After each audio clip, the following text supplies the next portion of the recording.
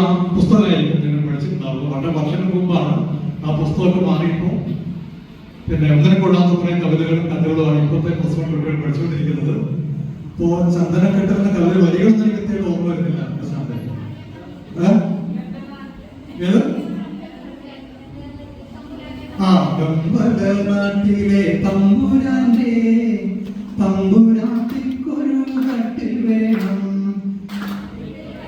കട്ടിൽ കടയുവാന കിഴക്കൻ കാട്ടിലെ ചന്ദനം തന്നെ വേണം.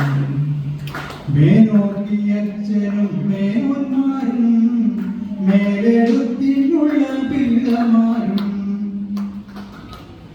ബാക്കി വീട്ടിൽ ഓർക്കുന്നുണ്ടോ?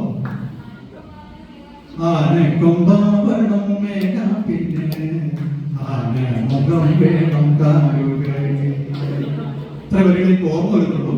ഏതായാലും ആ ചന്ദ്രഘട്ടിന്റെ വാസനക സ്മരണം നിങ്ങളുടെ മനസ്സിൽ ഇപ്പോഴും